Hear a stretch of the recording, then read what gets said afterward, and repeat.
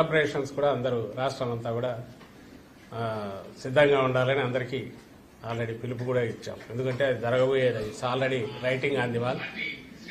Clear ఇది కనిపిస్తున్న నేపథ్యంలో ఎవరు ఎన్ని అపోహలు క్రియేట్ చేసి ఏ రకంగా ఏది జరిగినా జరగబోయేదేమో రేపు అది వాస్తవం. కాబట్టి అందరూ దానికి కూడా సిద్ధంగా ఉండమని కూడా అందరికీ సందేశం పంపించాము.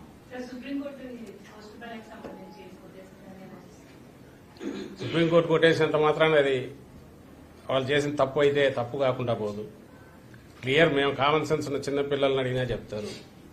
నువ్వు రూల్ ఒకటి ఫిక్స్ చేసుకున్నావు. ఎలక్షన్ కమిషన్ పోస్టల్ బ్యాలెట్కి సంబంధించి అటెస్ట్ చేసిన అధికారి డీటెయిల్స్ ఏదో సీల్ రూపంలో కానీ ఆర్ డీటెయిల్స్ పెన్తో రాసి కానీ ఉండాలన్నారు.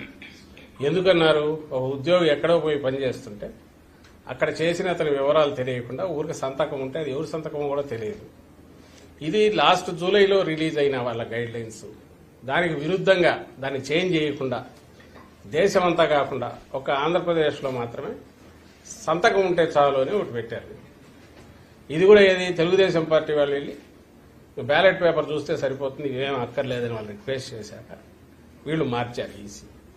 దాంట్లో క్లియర్గా బ్లాటెంట్ వయలేషన్. నీ ప్రొసీజర్స్ నువ్వు ఫామ్ చేసుకున్న రూల్స్ నువ్వు వైలేట్ చేస్తుంది ఈసీ. అది కూడా ఇప్పుడు పోలింగ్ అయిపోయిన తర్వాత పోలింగ్కు ముందు డెసిషన్ తీసుకుని కంట్రీ అంతా ఇంప్లిమెంట్ చేస్తే అది న్యాయమైంది, నిష్పక్షపాతంగా ఉన్నది.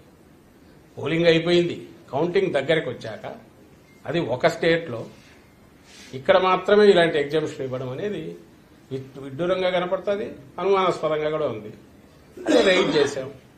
But court doesn't want to interfere at this junction. కాలేమని అది court can take that call. అది ఇండిపెండెంట్ వ్యవస్థ.